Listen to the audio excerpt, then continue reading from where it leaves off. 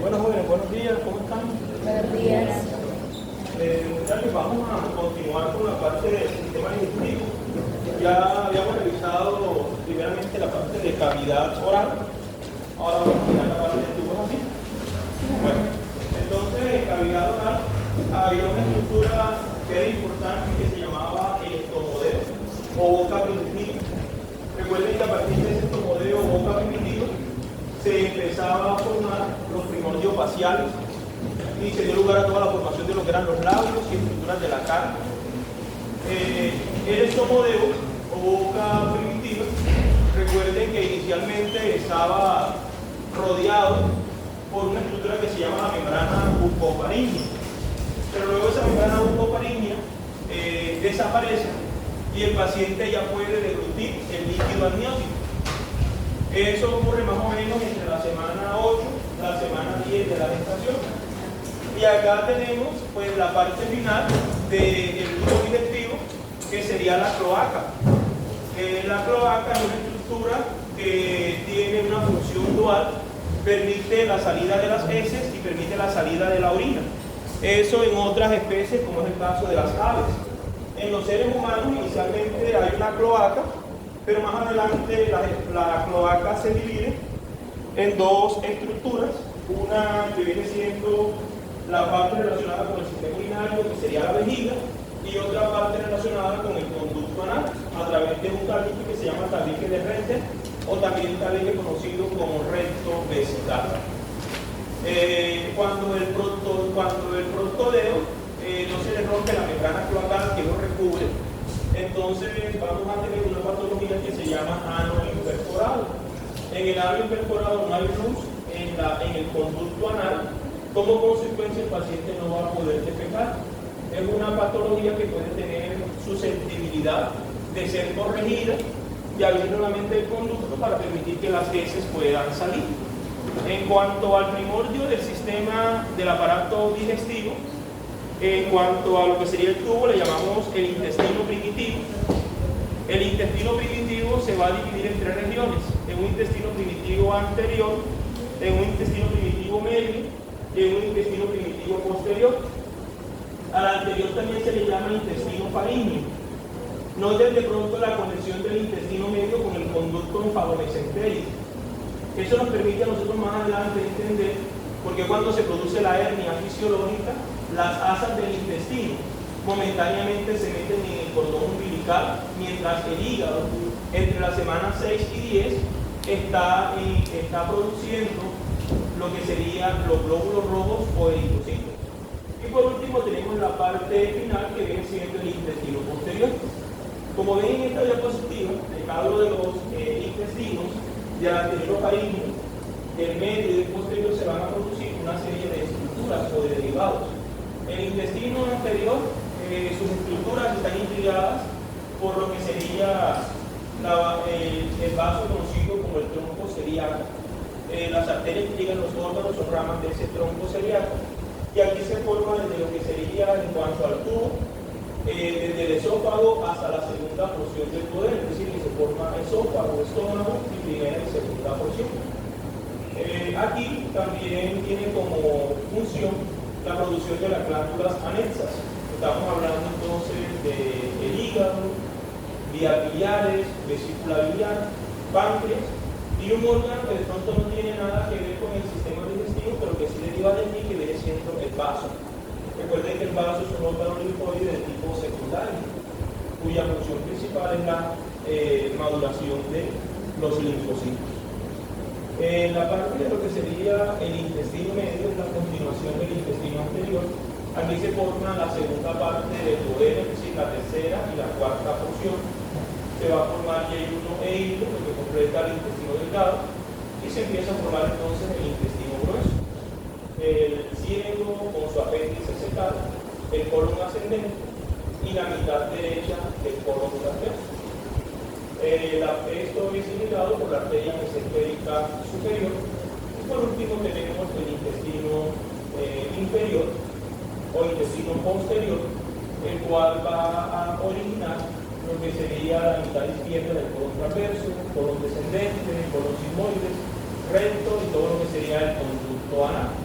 Aquí pues vamos a ver otras estructuras que no son del sistema digestivo, sino del sistema, en este caso, génito-urinario, que viene siendo la vejiga y parte de lo que sería la uretra. Entonces tenemos que el epitelio de la vejiga también está relacionado con este intestino posterior. Adelante. Buenos días.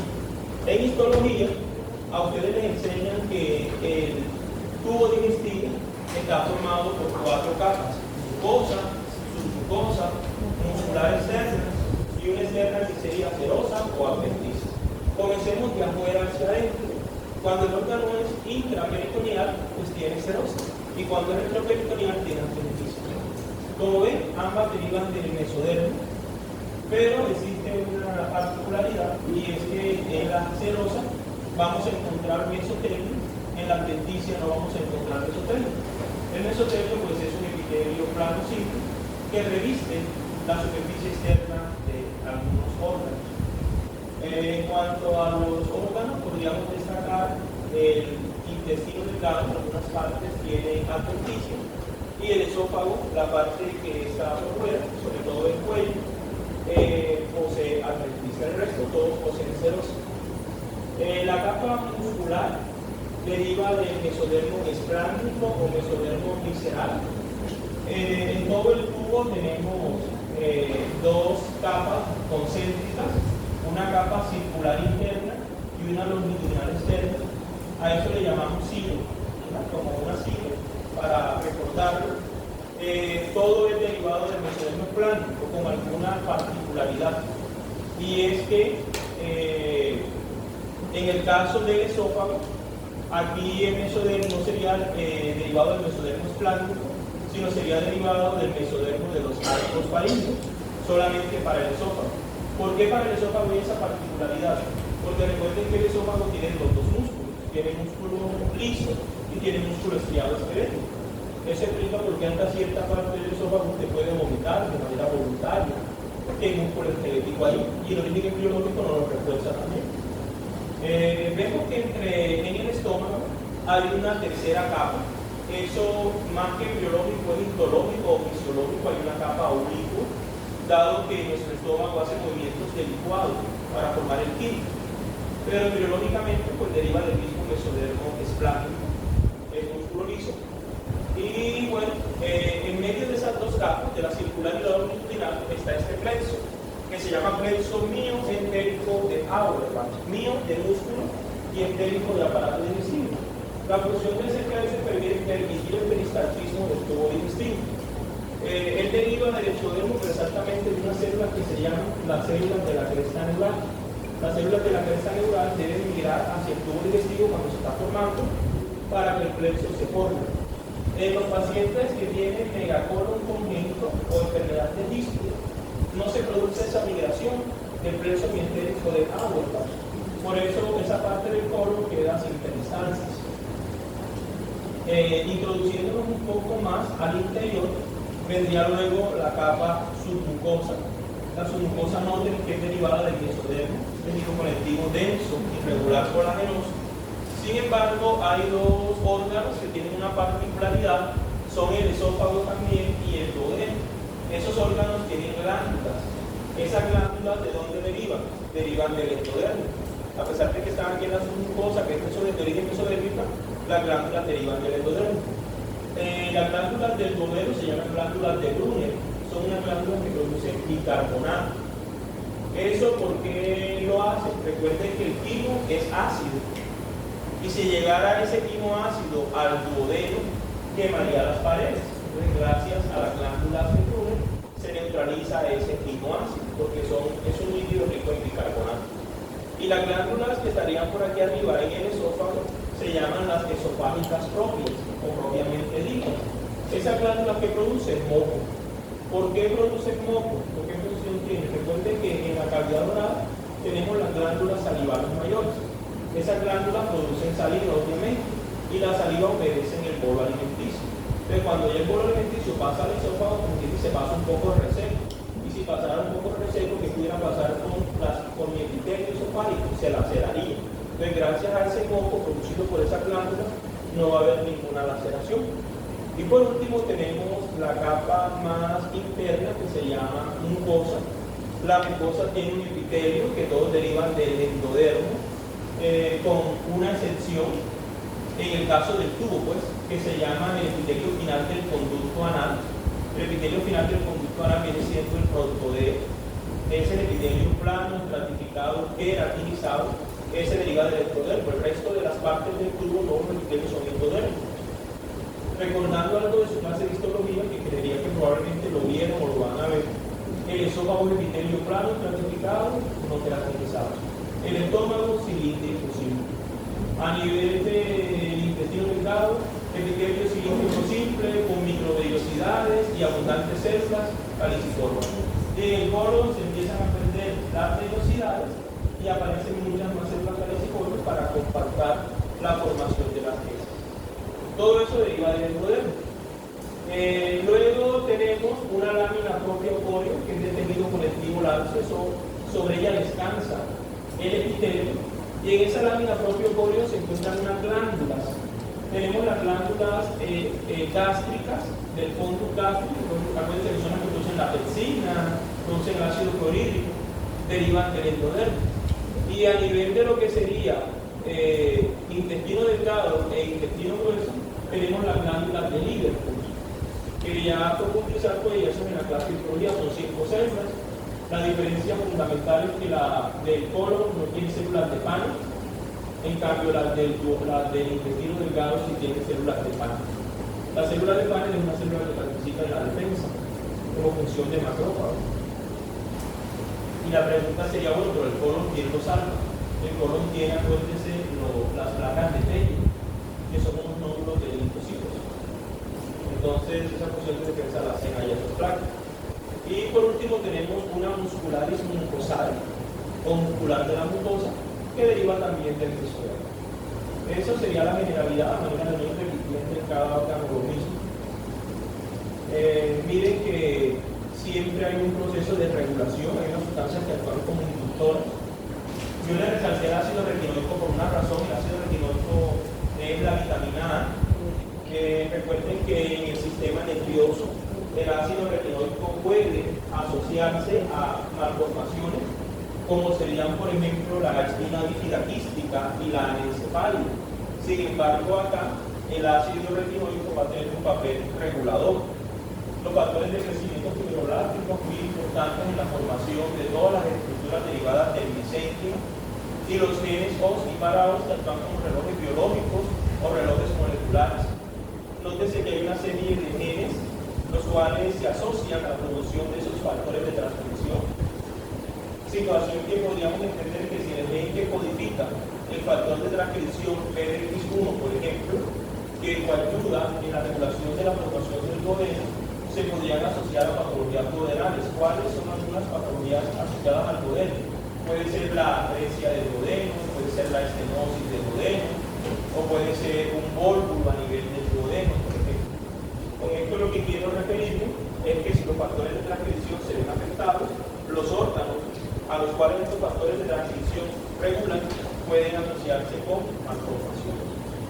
Vamos a comenzar entonces el orden biológico del esófago hasta el conducto anal. El esófago se forma del intestino faríngeo o del intestino anterior, de la porción craneal del mismo. El esófago se está formando casi que de manera simultánea con lo que sería la yema respiratoria, que se llama yema traqueobronquial. Esa yema traqueobronquial va a formar lo que sería la tráquea a nivel del sistema respiratorio. Eso explica el por qué entre ellos dos se debe formar este tabique que se llama tabique traqueoesofágico, que nos va de alguna manera a separar a las dos estructuras para que en la parte anterior quede la tráquea y en la parte posterior o dorsal quede el esófago.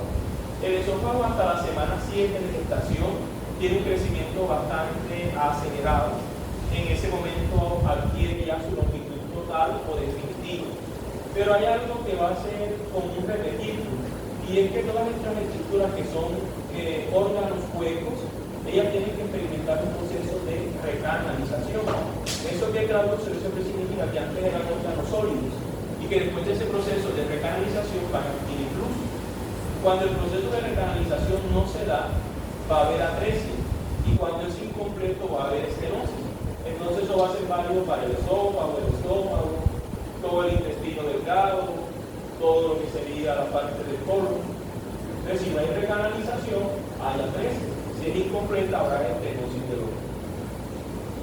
Un aspecto importante y llamativo es la maduración del epitelio del esófago. ¿A qué me refiero yo con proceso de maduración? Que al ser un epitelio estratificado se incrementa el número de capas. Ese proceso de maduración también se presenta a nivel postnatal en otros órganos. ¿En cuáles órganos? Por ejemplo, en el epitelio vaginal en la mujer. En las mujeres que son prepúberes, el número de capas que hacen parte del epitelio vaginal son pocas. En cambio, después de la pubertad, donde hay incremento en los estrógenos, el número de capas se incrementa, toda vez que ya la vagina empieza a cumplir su función en lo que sería el acto copulatorio. Por lo tanto, necesitaría un epitelio mucho más resistente. Y acá debe prepararse obviamente desde antes de nacer, porque empezaría ya lo que sería el proceso de devolución. Lo que hablamos ahorita, el esófago tiene tres porciones: un tercio superior, un tercio medio, un tercio inferior.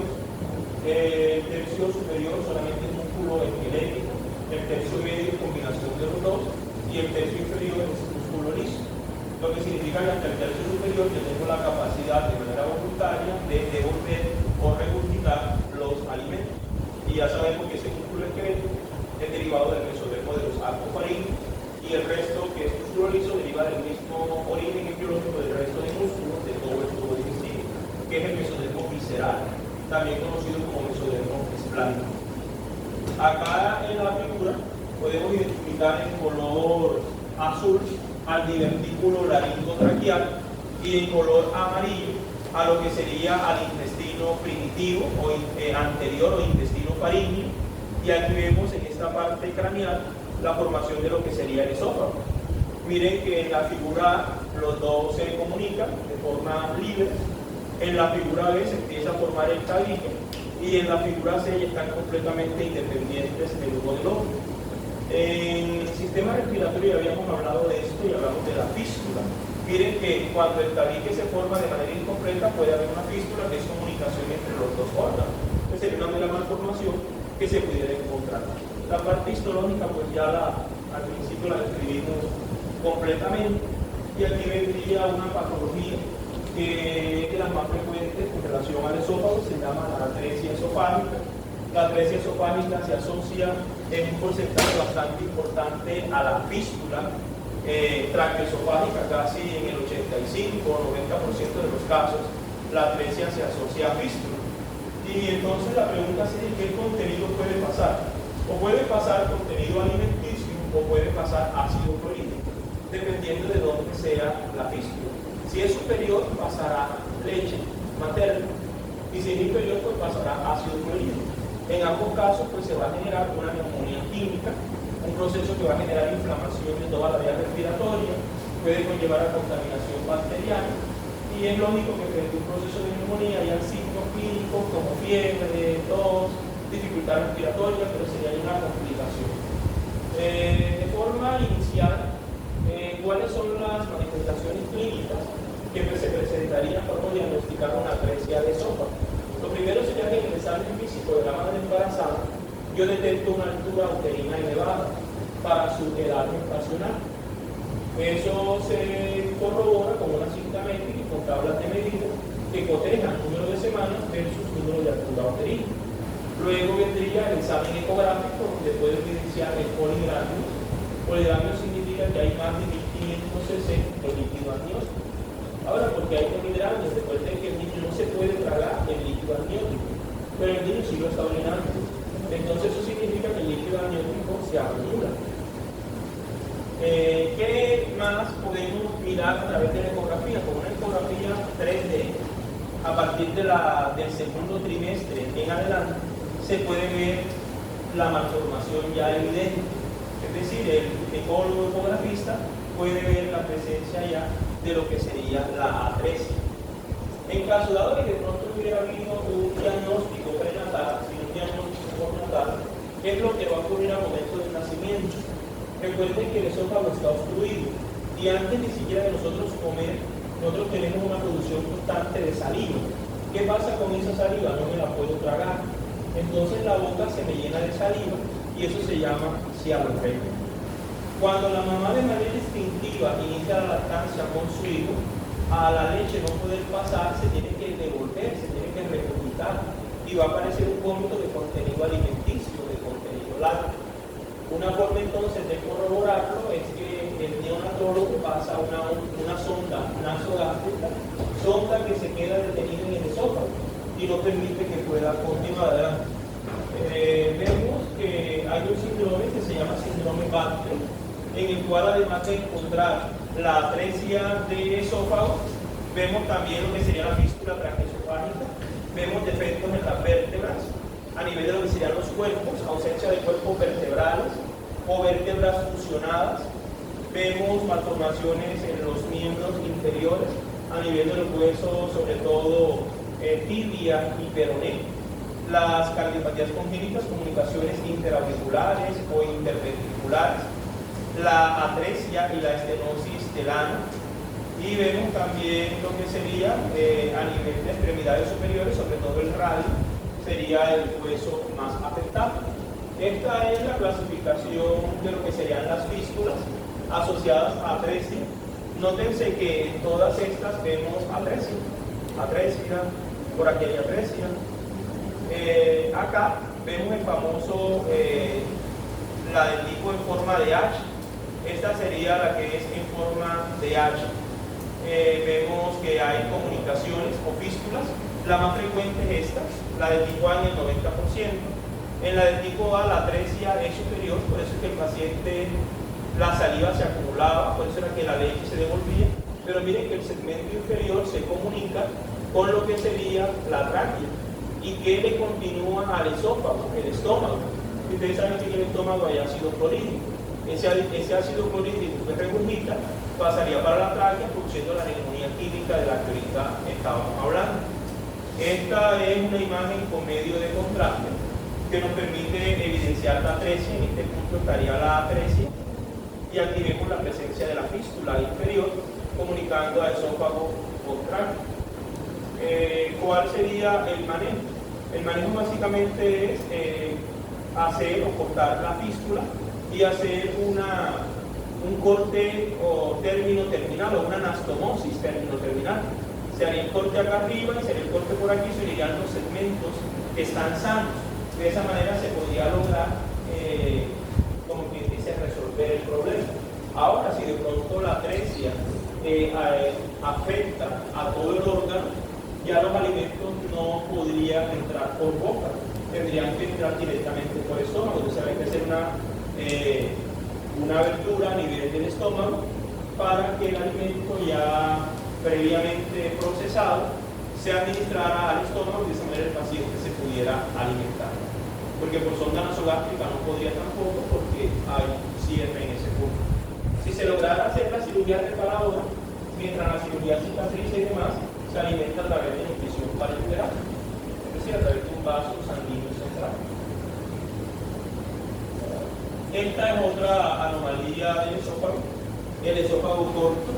Miren que ahorita hablamos que en la séptima semana ya el esófago alcanzaba su longitud definitiva. En los pacientes que tienen esófago corto se ha mostrado o se ha presentado una incompetencia en el diafragma que permite que se genere esta hernia que se llama la hernia de hiato.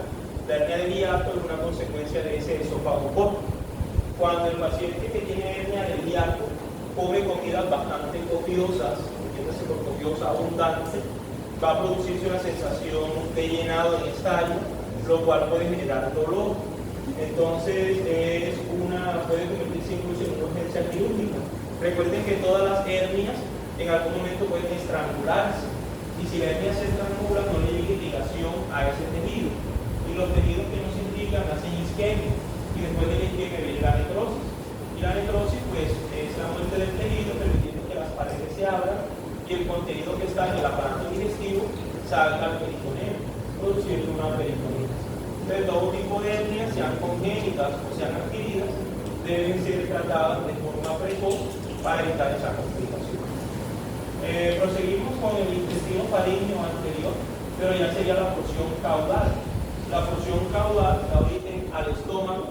El estómago es este órgano que tiene una forma alargada o forma fusiforme, como aquí se describe, y va a empezar a experimentar una rotación hacia la derecha, es decir, en el sentido de las manecillas de reloj, una rotación de unos 90 grados. Esa rotación de 90 grados en el sentido de las manecillas de reloj, que acá la vemos un poco mejor, aquí está la rotación de 90 grados, la piriforme, miren cómo se va dando la rotación hasta que ocupa la posición definitiva. Miren, aquí sería la continuación del esófago.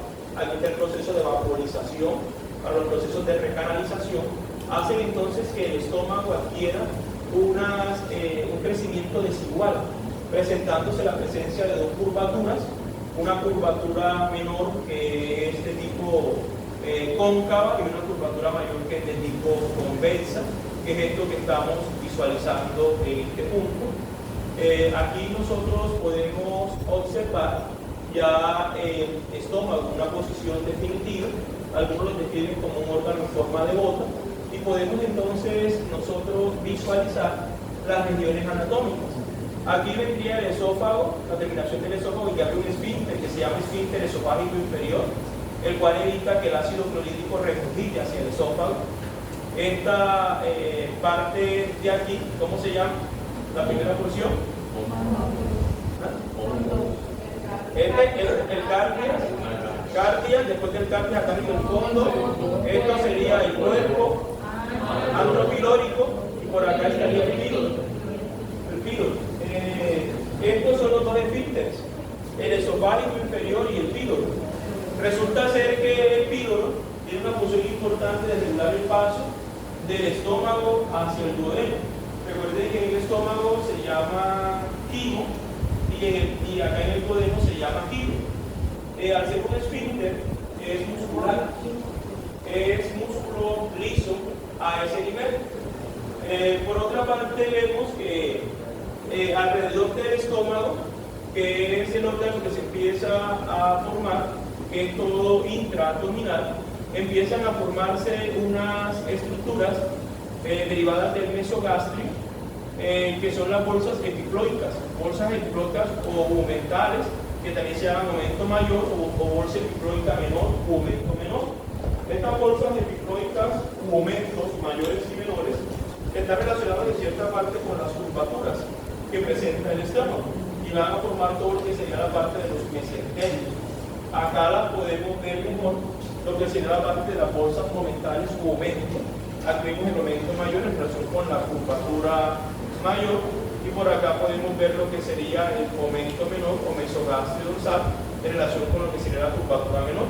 Estos aumentos permiten pues mantener en su posición todos los órganos de la cavidad abdominal. De la malformación congénita más frecuente en el estómago es la estenosis pilórica hipertrófica. La palabra estenosis significa que hay un estrechamiento de la luz del píloro, pero además que los músculos del píloro se encuentran aumentados en tamaño, se encuentran hipertrofiados.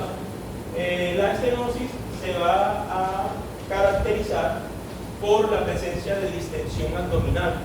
Lo primero que el niño va a manifestar es que después de iniciar la lactancia va a haber una distensión abdominal, una especie de masa a nivel de la zona del epigastrio, que es lo que se va a visualizar a nivel del examen físico. Probablemente llanto, probablemente dolor, y ya cuando es tanta la presión que hay a nivel del estómago, el paciente va a eliminar el contenido gástrico, pero no lo elimina de cualquier forma, lo elimina a presión. Es por eso que el signo patológico se llama vómito en proyectil o vómito en escopetazo. ¿Por qué decimos que es un vómito no bilioso? Joven, no se duerme. Acuérdate del conducto coledo. ¿A dónde llega el coledo? ¿Ah? Al colon. ¿Dónde? No llega al colon, llega al intestino delgado. ¿A qué parte del duodeno llega el coledo? A la segunda porción, correcto. Y entonces ese coledo fue la unión de dos conductos, el cístico y el pancreático común. o principal. No, miren, el páncreas tiene dos conductos, el pancreático principal o de Wilson o el pancreático accesorio de Santorini. Supongamos que nada más que la paciente tiene de Wilson, conducto pancreático principal. Y se tiene que unir entonces con el conducto cístico. ¿Por qué? Porque para ser conducto cístico primero fue los dos conductos hepáticos, derecho e izquierdo. Los dos hepáticos formaron el hepático común. Del hepático común la bilis llega a la vesícula biliar donde se almacena y se concentra. Y luego es la vesícula biliar quien te la trae a lo que sería el coledo. Los dos se unen en el coledo, luego el coledo llega a una parte que se llama la ampolla de váter, y en la ampolla de váter hay un orificio que se llama el esfínter de oro, a través de la cual se regula el paso. Eso cuando ya ha llegado, como quien dice, el quimo, y el quimo se tiene que convertir en kilo. Ahí entonces el páncreas, gracias a su secreción rica en bicarbonato, neutraliza el pH y empieza a liberar sus enzimas. Y en este caso, la bilis ayuda al proceso de emulsificación. Entonces, por eso que el vómito no puede ser bilioso, porque todavía el alimento no ha llegado a la segunda porción del duodeno. Entonces, les explico todo esto para que se entiendan el por qué no es bilioso. Si quieren, vaya a darse la cara y regresen. Yo voy a llamar a la lista ahorita cuando terminemos.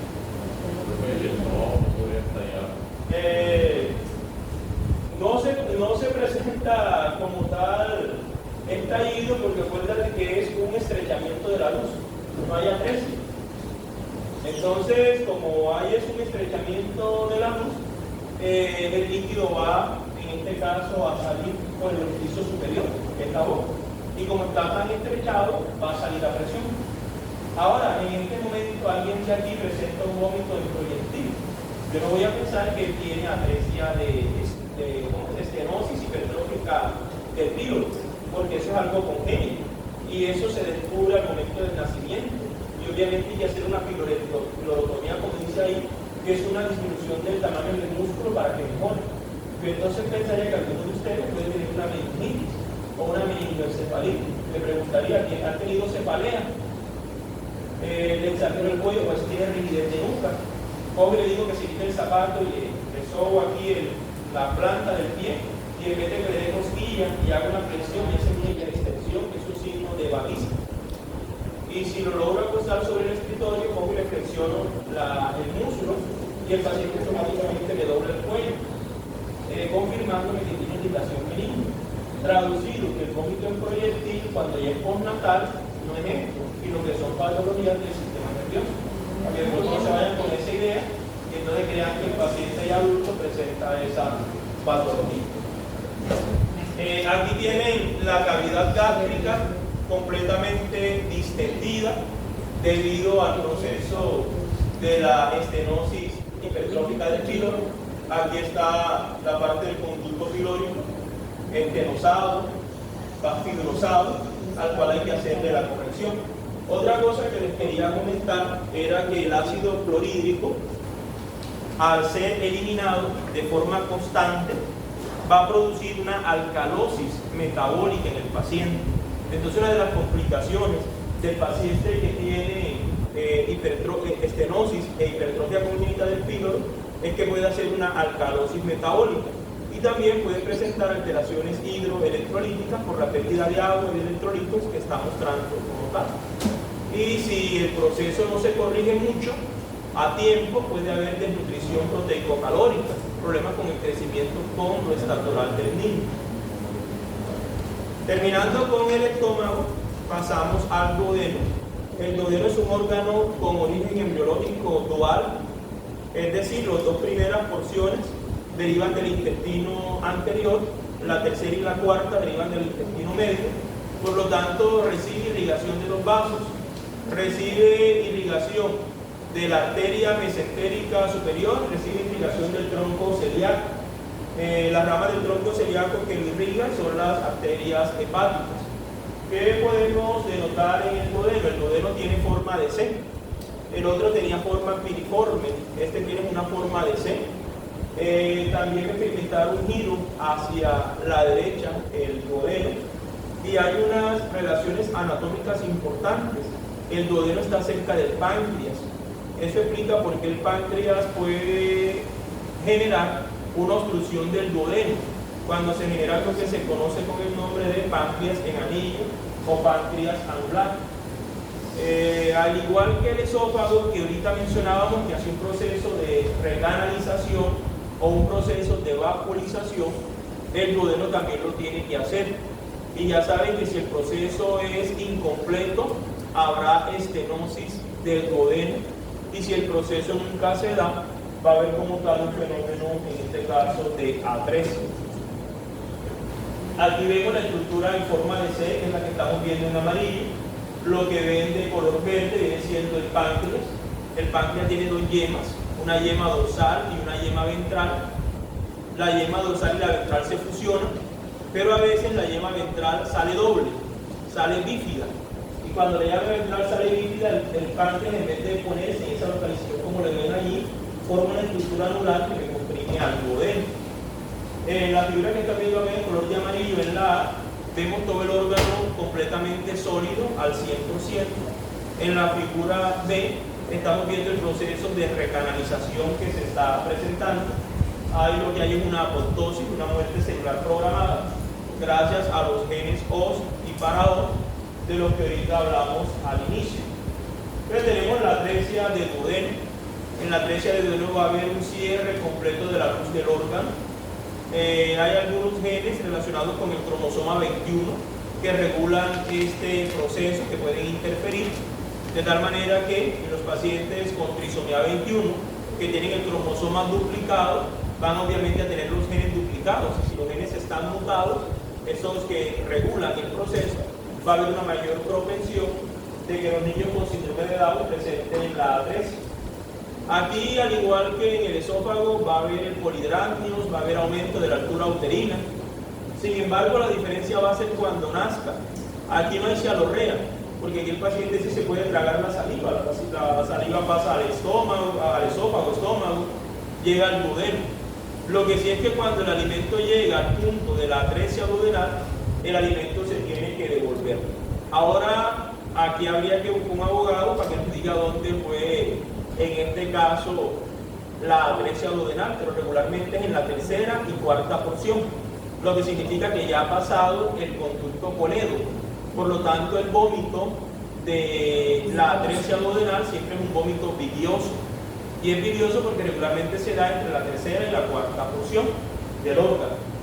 Sin embargo, hay un signo patonomónico que es bien característico, y el famoso signo de la doble burbuja. A este lado es una imagen de radiografía. La burbuja que ven más grande viene siendo la cavidad gástrica, que está distendida. Lo que vemos en el interior es aire. La parte que no vemos oscura es la parte de la atresia, porque no hay gas. Lo que se ve oscuro en la imagen es el gas. Y acá vemos lo que sería la parte distal a la atresia. Por eso son las dos burbujas. Acá la imagen del otro lado, esto es un rayos X, este viene siendo una ecografía, y aquí en la ecografía vemos las dos burbujas, la superior y la inferior, igual que al otro lado. Aquí está lo que les mencionaba, que se puede asociar a otras patologías cardiovasculares, al páncreas en anillo, y regularmente la herencia que se da es autosómica recesiva. Traduciría que ambos padres donan el alelo defectuoso, el alelo dañado, para que se pueda manifestar como tal la patología. Prosiguiendo en orden, vendría lo que sería la formación de las glándulas anensas. Todas derivan del intestino anterior. La primera glándula anensa que se va a formar va a ser el hígado. El primordio del hígado se llama divertículo hepático y debe tener una formación inicial, porque acuérdense que a la sexta semana el hígado es el que produce la hematopoiesis. Se forman el divertículo, pero el divertículo se va a dividir en dos yemas, una craneal y una caudal. La yema craneal es lo que están viendo en color amarillo y en color blanco. En color amarillo sería el parénquima hepático, está la parte de los hepatocitos, y lo que está en color blanco son los conductos intrahepáticos. La yema caudal es lo que estamos visualizando en color verde. que formaría en parte la vesícula biliar y lo que sería el conducto cístico. Acá en la figura B, pues ya vemos formados los conductos biliares intrahepáticos que forman luego el conducto hepático común, la vesícula biliar, su conducto cístico, pero aquí vemos que el páncreas apenas está iniciando su proceso de formación y vemos las dos yemas. La yema dorsal, que es la más grande, que es la que ven en color marrón, y la yema ventral, que es más pequeñita, que es la que ven en color beige. La yema más grande forma el cuerpo y la cola del páncreas, y la yema más pequeñita forma nada más lo que sería la cabeza del páncreas. El conducto principal o conducto de Wilson se forma de la yema dorsal, y en caso dado que hubiera conducto de Santorini, se formará de la yema pancreática ventral. El hígado, entonces, tiene un origen dual, tiene un origen endodérmico y un origen mesodérmico. ¿Qué parte va a derivar del endodérmico? Va a derivar la parte, obviamente, glandular, es decir, el hepatocito. El hepatocito se organiza en cordones, serían líneas celulares. Digamos entonces que una fila es un cordón de hepatocitos, esta otra fila es otro cordón, el camino, el espacio entre ustedes se va a ocupar por un capilar. Ese capilar se llama el sinusoide hepático. Por ahí va a filtrarse la sangre y en ese camino se van a encontrar con estas células que son las células de Kupffer. Las células de Kupffer son los macrófagos propios del hígado. Estas células de Kupffer hacen básicamente función fagocítica, derivan del sistema fagocítico mononuclear, al igual que los monocitos, por lo tanto son de origen mesodérmico o mesenquimatoso. El hígado tiene una cápsula de tejido conectivo por fuera, tiene unos tabiques que dividen el órgano en lóbulos y lobulillos. Entonces todos esos lóbulos y lobulillos divididos por esos tabiques de tejido conectivo, todo eso es de origen mesodérmico. El hígado, dentro de sus funciones principales, está la producción de la bilis. Entre las semanas 12 y 13 ya hay producción de bilis. La bilis se produce, llega a la vesícula biliar, se concentra. No la utilizamos antes de nacer, porque recuerden que a través de la membrana placental todos estos procesos se están haciendo. Es por eso que nuestra primera deposición tiene un color bastante verde, marrón, oscuro, que viene siendo el meconio. El meconio se debe a que esta bilis que se ha formado desde la semana 12 se acumula en la vesícula biliar y está sumamente concentrada. El hígado, dado su función importante durante la semana 6 a la semana 10, el hígado se va a encargar de lo que sería la hematopoiesis. Después de la semana 10, al hígado lo reemplaza el vaso. Entonces, como ya el vaso lo reemplaza, el hígado termina disminuyendo su tamaño. Aquí hay algo que se llama la hernia fisiológica. ¿Qué significa la hernia fisiológica? Que no pueden estar al mismo tiempo el hígado y los intestinos en la cavidad abdominal. Entonces, ¿cuál de los dos tiene una función más vital en ese momento? El hígado. Entonces, por eso los intestinos momentáneamente se salen a lo que sería el cordón umbilical o conducto ompalo mesentérico. Por eso en algún momento se habla de esa parte. En la semana 10 ya él otra vez ocupa su tamaño promedio.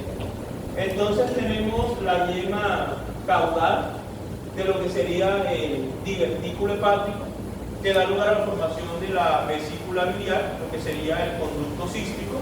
La vesícula biliar hace una glándula hueca, también experimenta un proceso de recanalización. La vesícula biliar también tiene un origen doble. El epitelio de la vesícula es de origen endodérmico, la capa muscular de la vesícula es de origen mesodérmico y la cápsula de la vesícula pues también es de origen mesodérmico como tal. Lo que les había comentado ahorita, que la acumulación de la bilis en la vesícula es lo que caracteriza la coloración del meconio. Esta malformación es más que malformación una variante anatómica. Se llaman conductos hepáticos accesorios. Regularmente solamente tenemos dos, uno derecho y uno izquierdo. En la figura A vemos la presencia de tres, aquí vemos otro adicional, por acá vemos otro. Esos conductos hepáticos accesorios probablemente no van a generar ninguna complicación y pueden diagnosticar modificarse de forma esporádica. Traducido, la persona tiene un problema de obesidad. El endocrinólogo quiere saber si tiene un hígado graso. Le hacen una ecografía hepática y en la ecografía hepática se observa la presencia de los tres conductos, pero no era que el conducto adicional estuviera generando un problema como tal. O en su defecto era un joven que gustaba manejar motocicleta, tuvo un accidente en la vía del mar, falleció, hacen la necropsia porque en las muertes violentas o accidentales hay que hacer necropsia y el forense encuentra los tres conductos, pero no era porque eso generara algún problema en su fisiología. Este sí genera un problema grave. Esta es la 13 de las vías biliares. Miren, las vías biliares en esta sumamente grave, no se formaron definitivamente. Si no se formaron las vías biliares, ¿qué va a pasar con la bilis? No va a poder circular. Por eso hay un signo clásico que son las heces acónicas o las heces blancas incoloras. Obviamente esa bilirrubina se va a acumular y el paciente va a presentar una ictericia postnatal, que se puede ver más acusada en piel, faneras y sobre todo a nivel de las escleróticas. En este caso el tratamiento definitivo es un trasplante hepático. En estos casos, como el hígado debe ir creciendo de forma paulatina o concomitante con los otros órganos, la persona que tiene esta patología o que nace con esa patología debe recibir varias cirugías posteriores para poder ayudar al alargamiento de los conductos. Aquí tenemos una duplicación vesicular de la vesícula biliar. Esta es una vesícula biliar única, esta es una vesícula talicada y esta es una vesícula doble, la figura C. También son variedades anatómicas que no se asocian a ningún problema clínico. En cuanto a la formación del páncreas, ya hablamos de los dos brotes. El más grande es el brote dorsal, el marrón. El más pequeñito es el brote ventral. Ya dijimos que este se origina el cuerpo, la cola, del ventral la cabeza y el proceso uncinado, que es una variante anatómica, y que también se originan los conductos excretores. Recuerden que el páncreas es mismo. Entonces la función exocrina se da a través del conducto principal o de Wilson, que deriva del brote dorsal, o del accesorio de Santorini, que brota en este caso de lo que sería la parte proximal de ese mismo conducto dorsal. Sin embargo, esta es una variante anatómica. Aquí estaría la parte de la del histodesarrollo, de la histogénesis del páncreas. En la histogénesis del páncreas tenemos lo siguiente: se van a formar los acinos. Los acinos son las estructuras redondeadas que están viendo en color morado. Los acinos tienen unas células centroacinales y unas células que están alrededor de estas centroacinales. Estos acinos van a formar el jugo pancreático, el cual es rico en enzimas encargadas de la digestión de los lípidos, lipasa pancreática, de los carbohidratos, amilasa, y de lo que sería en este caso los proteínas, que serían ¿cuál? Vamos a tener también que hay un páncreas endocrino. El páncreas endocrino es este que está aquí, que es el islote de Langerhans. Esa admisión que están viendo es de hematocilina y eosina. Pero si quisiéramos saber las células, tocaría una tinción de inmunohistoquímica para yo saber cuál es la alfa o cuál es la beta. La primera que comienza a funcionar se llama la beta. La beta produce la insulina, se encuentra en el 70% en el islote del Langerhans, es la que está más aumentada en número. Luego le sigue en orden la alfa en un 20%, esa me produce glucagón. Hay unos tumores benignos que son congénitos que se llama el insulinoma y se llama el glucagonoma. El insulinoma es un tumor que hay demasiadas células betas y entonces el paciente va a cursar con hipoglicemias. En cambio, en el glucagonoma va a ser una causa de diabetes mellitus endocrina. La diabetes mellitus normalmente ustedes les enseñan la que es tipo 1, la tipo 2, la que es gestacional, y hay otros tipos de diabetes. En los otros tipos de diabetes hay de causas endocrinas, medicamentosas, infecciosas, genéticas. Esta sería una causa endocrina, el glucagonoma. Más adelante aproximadamente semana 20, se forman las otras 3 células que faltan, las células G que producen gastrina. Hay un tumor congénito asociado a la célula C que se llama el gastrinoma.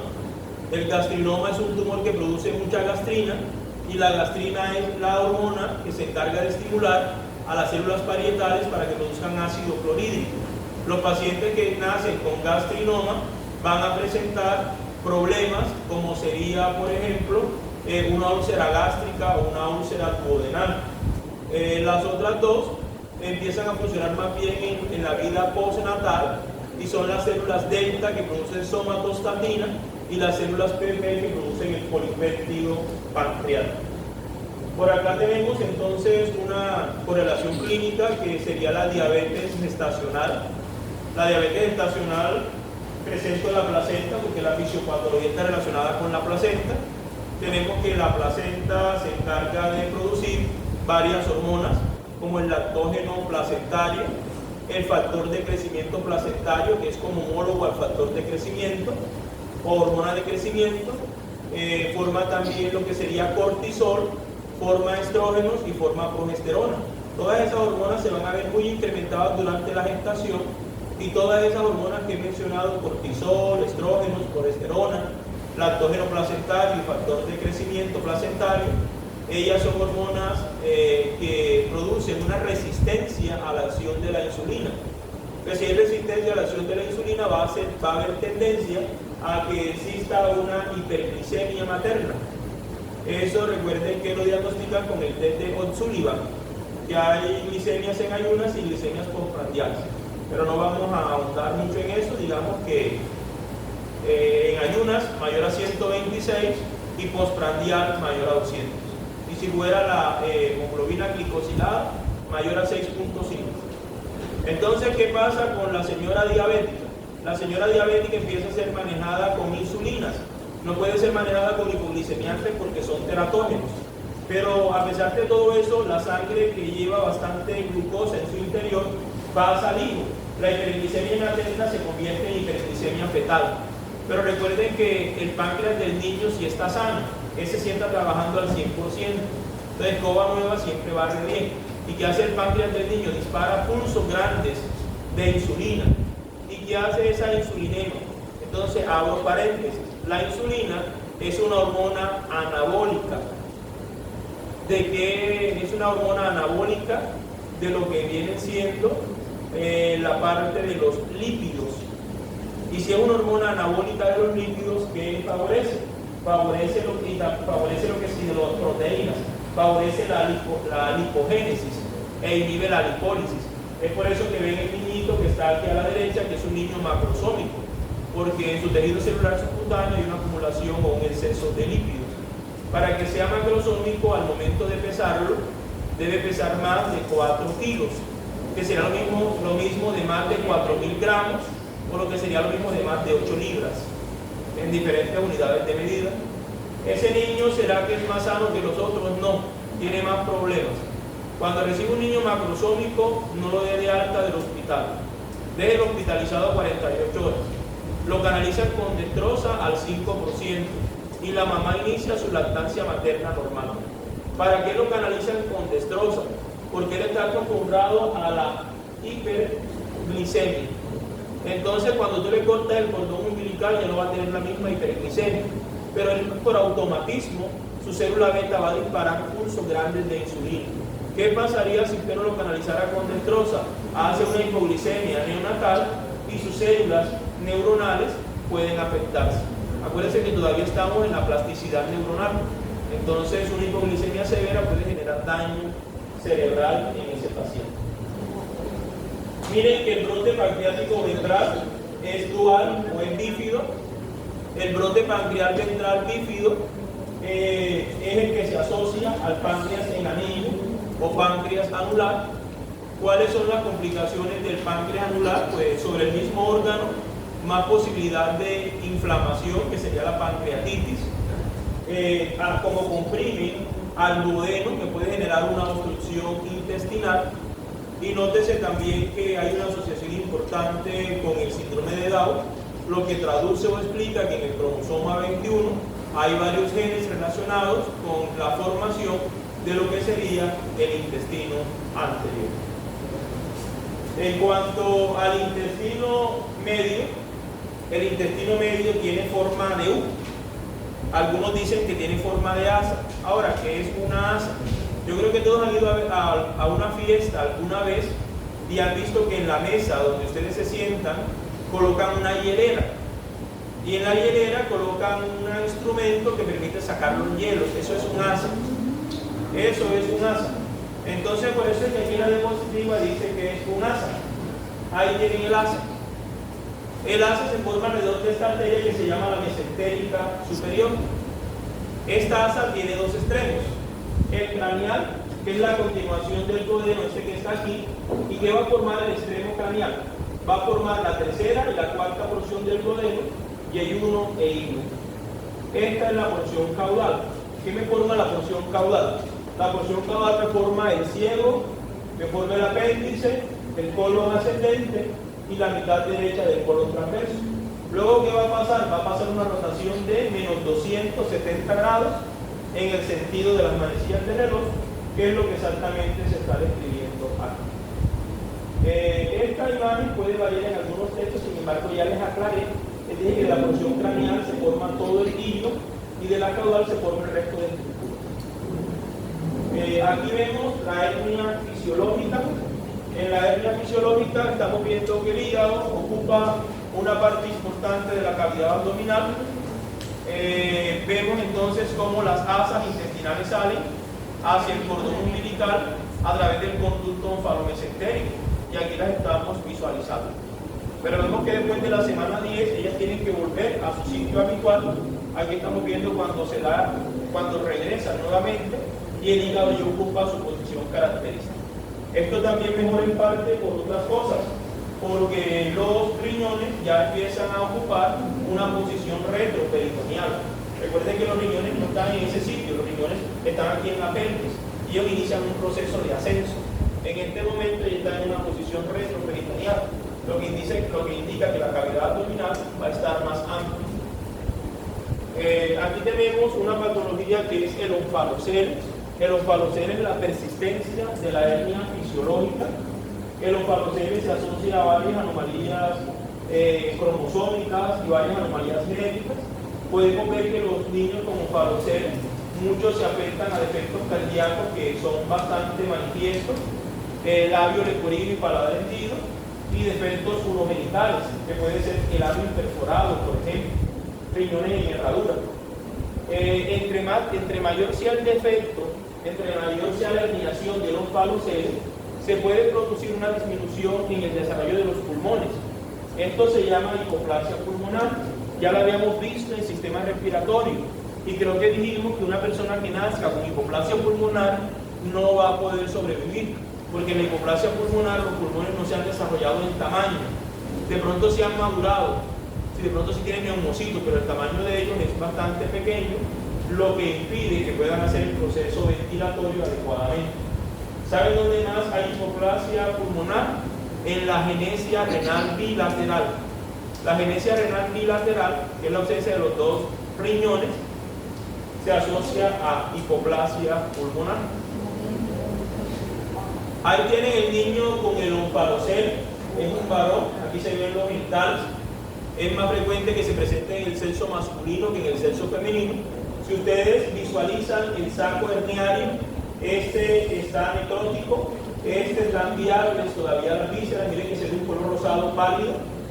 Miren en las manos al niño y están sumamente cianóticas. Eso indica lo que decíamos ahorita de la asociación con la cardiopatía congénita. Y miren acá arriba la presencia del labio leporino bilateral que el paciente está presentando. Esto es un mortinato, esto es un recién nacido vivo. Esto puede ser susceptible a cirugía.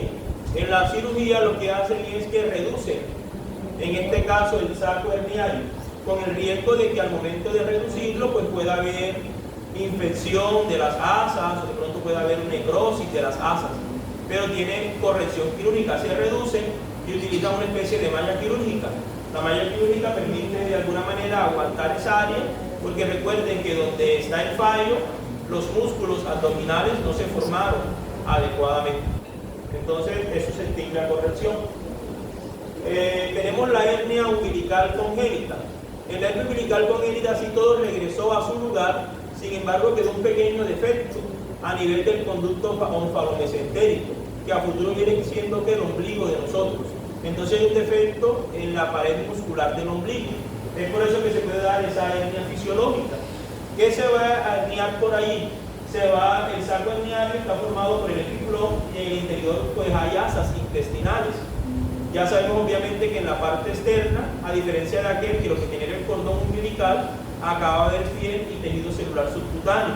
Entre mayor sea el tamaño de la hernia, pues mayor va a ser el riesgo de que pueda haber un estrangulamiento de la misma.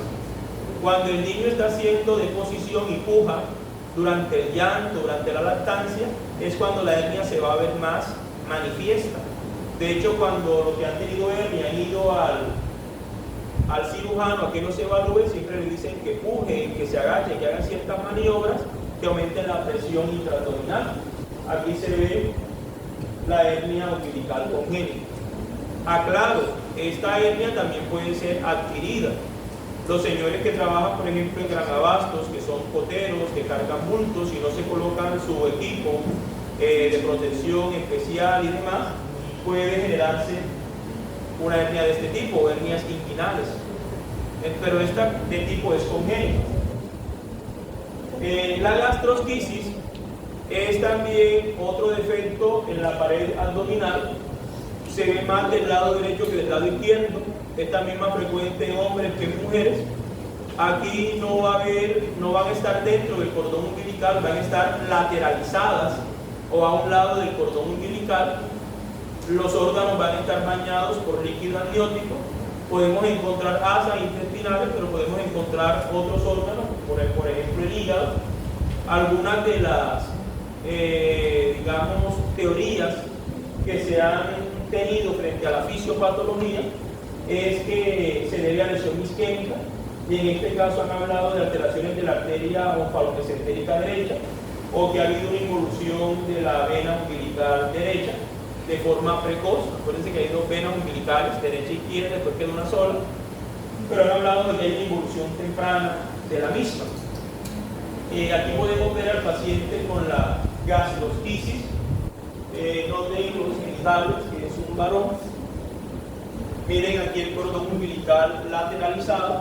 Miren aquí donde estarían básicamente las asas intestinales, estarían básicamente de los epiclones, y estaría por aquí el antro gástrico, el estómago. El abdomen en célula pasa es una genesia de la musculatura abdominal. Recuerden que nosotros tenemos unas cavidades, la cavidad craneal, la cavidad vertebral, la torácica, la pélvica, y todas esas hay huesos que protegen los órganos vitales. Aquí no hay huesos, aquí solamente hay formación de músculos. Entonces, la ausencia de esta musculatura abdominal permite que lo que hay aquí sea tejido celular subcutáneo y piel. Por eso de esta apariencia arrugada parecida a una ciruela pasa. Los pacientes que la desarrollan son regularmente hombres, se asocian a anomalías genitourinarias, básicamente la cristorquidia. La cristorquidia se define como falta de descenso de los testículos. Los testículos no bajan a las bolsas escrotales. Recuerden que los testículos necesitan una temperatura menor a la temperatura del cuerpo humano. Cuando la temperatura es mayor, entonces las espermatogonias empiezan a alterarse, hay infertilidad, puede haber problemas de riesgo de cáncer. Recuerdan que ahorita hablábamos que el asa debía rotar menos 270 grados en sentido contrario o a la izquierda, en comparación con lo que serían las manecillas del reloj. Bueno, cuando no hay ausencia, cuando no se da la rotación o cuando se da la rotación invertida, podemos ver que los intestinos delgados e intestinos gruesos se lateralizan, están localizados a un solo lado. En el caso de la falta de rotación, vemos todo el intestino delgado a la derecha y todo el intestino grueso, en este caso, a la izquierda, que sería exactamente eso, en la falta de rotación. Estarían lateralizados, el uno a la derecha, el otro a la izquierda, Y tenemos por otra parte lo que sería la rotación invertida, en cual miraría en este caso a la derecha, en el sentido de las manecillas del reloj. Vemos que qué consecuencias puede haber con todo eso. Puede haber obstrucción intestinal, puede haber falta de vascularización, lo que llegaría a gangrena, y obviamente todos los signos relacionados con la obstrucción intestinal. Aquí colocamos vómitos, pero los vómitos no solamente pueden ser de contenido bilioso, los vómitos también pueden ser de contenido fecaloide, dependiendo de a qué nivel ocurra la obstrucción, porque cuando ya es a nivel del colon, ya se están formando las heces. Entonces el vómito debe ser de contenido fecaloide. Aquí vemos entonces la lateralización de la rotación invertida. Vemos todo el intestino delgado a la derecha, todo el intestino grueso a la izquierda. En la rotación de solamente 90 grados, vemos todo el intestino grueso de un lado, a la derecha, el delgado a la izquierda, y aquí vemos un proceso de hiperrotación, donde sería el doble de los menos 270 grados, donde puede darse las obstrucciones intestinales o las compresiones de las que hemos hablado ahorita, los vólvulos, que son dobleces de las asas. Prosiguiendo, nuestro intestino grueso está formado por lo que sería un ciego, del cual pende un apéndice, un colon ascendente y un colon transverso. Hasta aquí es el intestino medio. De aquí para acá, mitad izquierda del colon transverso, descendente, sigmoide, recto y conducto anal, correspondería al intestino posterior. En cuanto a la formación del ciego y el apéndice, ellos tienen un crecimiento bastante rápido a partir de la 6ª semana, adquiriendo su crecimiento final. El apéndice, recuerden que es un órgano que en la infancia tiene función inmunológica por la presencia de las placas de Peyre, pero más adelante se convierte en un problema quirúrgico porque la obstrucción del mismo por un fecalito, que es una pequeña partícula de materia fecal, o por de pronto una semilla, puede generar lo que sería una apendicitis. Más del 65% de los casos de la localización de los apéndices son apéndices retrosecales.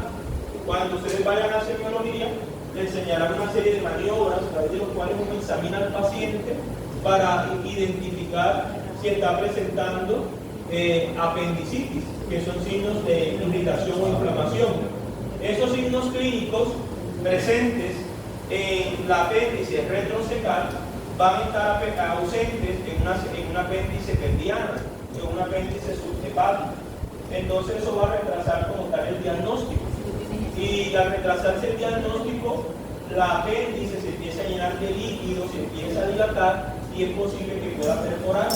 Entonces algunas de las complicaciones de estas variedades puede ser una complicación de un cuadro de apendicitis. Aquí estamos viendo el asa, aquí estamos viendo el crecimiento del ciego, el apéndice apenas se está alargando y aquí vemos la formación definitiva del ciego y su apéndice vermiforme. Entender que el ciego es la continuación del ilio y que después del ciego pues se continúa todo lo que sería el cono, en este caso el ascendente. El ciego móvil significa un ciego que puede cambiar de posición y obviamente a la vez que el ciego se mueve, el apéndice también se tiene que mover. Entonces si se mueve el apéndice, vamos a tener posibles variaciones de la misma, afectándose el diagnóstico de la apendicitis. El ciego móvil se puede asociar a hernia inguinal derecha, que es otra de las complicaciones que se pudieran presentar. En la estenosis y atresia del intestino, ya sabemos que hay una falta de recanalización si es estenosis o hay ausencia de recanalización si es atresia. Aquí identificamos cuáles son las regiones más afectadas: el duodeno en un 25%, el ilio en un 50%, y vemos que todo se debe a la falta de no recanalización. Estas serían algunas de las consecuencias de estos fenómenos: obstrucciones intestinales, necrosis.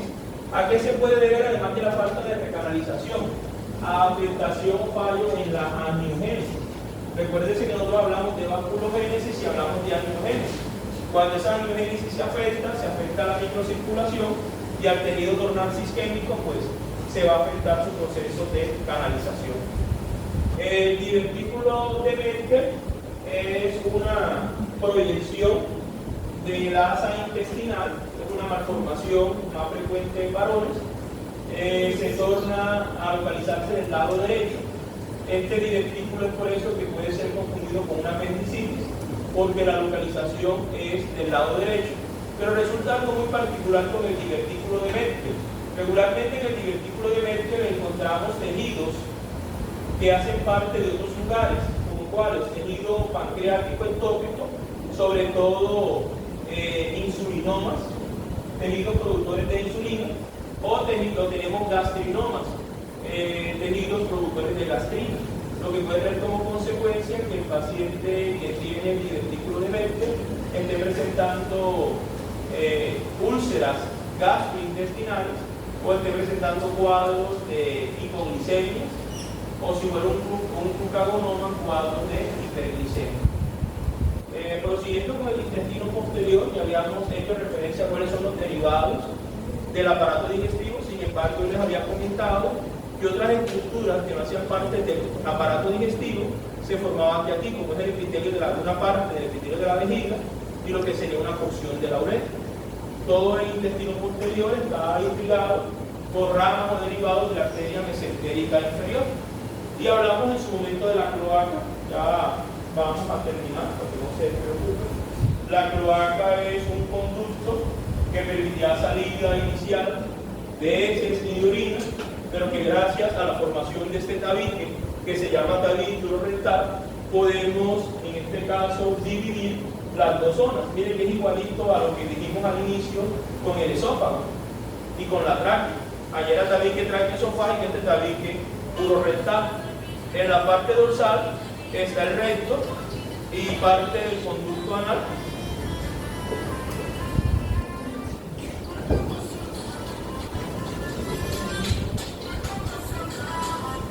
Y en la parte ventral tenemos el seno urogenital. Si nosotros miramos el tabique urorectal, también conocido como tabique de Reter, vamos a tener en la parte anterior lo relacionado con el aparato urinario. Por eso aquí aparece el término de alantoides. La alantoides es una estructura rudimentaria en nosotros, pero en otras especies tiene la función de depósito de orina. Y por acá vemos la parte de lo que sería el intestino posterior. Aquí estamos viendo que ya el tabique se ha formado completamente. Y acá vemos lo que sería la parte del intestino posterior. Nótese que en el intestino posterior vemos dos tonalidades. Aquí hay una línea que divide que se llama la línea blanca o la línea albicans. Por encima de la línea blanca o línea albicans está el epitelio, que es derivado del intestino posterior o intestino terminal, que es de origen endodérmico. Por lo tanto, este epitelio es un epitelio cilíndrico simple a nivel del conducto anal, un epitelio secretor. En cambio, ya la parte distal o la parte caudal del conducto anal tiene que ser un epitelio de resistencia. Y acuérdense que se hablaba en este caso del proctodeo. Y dijimos en su momento al inicio que el epitelio del proctodeo era de origen ectodérmico. Y este epitelio es plano, estratificado, queratinizado. ¿Por qué? Porque ya las heces cuando pasan por aquí están exentas de agua.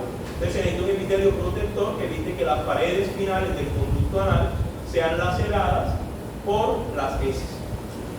Es exactamente lo que estamos hablando de la línea blanca o línea anocutánea, lo de los dos tercios superiores, el tipo de epitelio que tiene, y lo del tercio inferior, el tipo de epitelio que tiene queratinizado. Aquí está otra vez la línea blanca, el derivado del intestino caudal, el derivado del proctodeo. Y quiero hablarles de una patología que se llama el megacolon congénito o enfermedad de Histun. Lo que ven dilatado es el segmento sano. En cambio, el segmento enfermo es el que estaría aquí adelante, antes de la dilatación. Ya saben qué fue lo que ocurrió. Las células de la cresta neural no migraron cuando se estaba formando esta área. Entonces esta área quedó agangliónica, quedó sin ganglios nerviosos. O sea, al no haber plexo de Auerbach, no hay peristaltismo. ¿Y qué pasa con las heces? Se empiezan a acumular en este sitio. Por eso ven el colon aumentado de tamaño, distendido. Por eso se le llama megacolon. El pediatra de apellido History, más o menos en el año de 1888, fue cuando patentó por primera vez la enfermedad. Se presentaron casos de varios pacientes que cursaban con lo mismo, distensión abdominal, tenían ausencia de meconio. Normalmente el meconio se hace en las primeras 24 horas. Esto presentaba un síndrome de un meconio tardío, casi 48 horas después del nacimiento era que se presentaba la primera deposición. Había distensión abdominal, había unos vómitos que eran típicos de contenido fecaloide, que es la característica también muy peculiar que tiene. Esta enfermedad de History o megacolon congénito regularmente es de segmento ultracorto, corto y largo. El ultracorto es cuando afecta solamente la porción de aquí de lo que sería el sigmoides cerca al conducto anal. El corto cuando va un poquito más por encima y el largo cuando afecta casi toda la totalidad del colon. Regularmente la forma más frecuente es la que afecta un poquito del sigmoide, lo que resultaría no ser tan grave y es susceptible a tratamiento quirúrgico. ¿Cómo se hace el diagnóstico? En el diagnóstico han intentado hacer manometrías para mirar la presión a nivel de esta zona, pero el gold estándar o diagnóstico definitivo es que el cirujano, cuando hacen la resección del área afectada, que sería la anterior a la distensión, van a encontrar agenesia del plexo mientérico de Auerbach. Entonces el patólogo, cuando haga la reparación del tejido y lo coloca al microscopio, va a ver la circular interna y la longitudinal externa, pero no va a ver el plexo de Auerbach en la visualización de su placa. Ese es el diagnóstico definitivo. Se asocia a herencia autosómica recesiva y el gen más afectado se llama el gen RET, RET. El gen RET es el que más se asocia a la aparición del megacolon congénito. Aquí tienen el ano imperforado y ya saben que lo que fue la membrana cloacal no se perforó en la semana 8.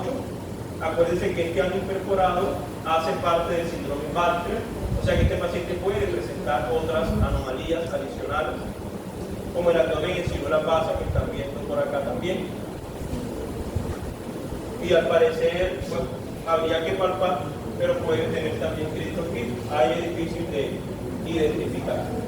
Acá tienen que el tabique, el muro rectal, no se formó, y si el tabique rectal no se formó, la vejiga urinaria se va de alguna manera a comunicar con lo que sería la parte del conducto anal, mírenlo aquí, lo que traduciría que las heces saldrían a través de la uretra. Sumamente grave porque acuérdense que las bacterias que están a nivel digestivo pueden ser lesivas generando una glomerulonefritis, que es una infección grave. Me van a regalar 2 minutos para pasar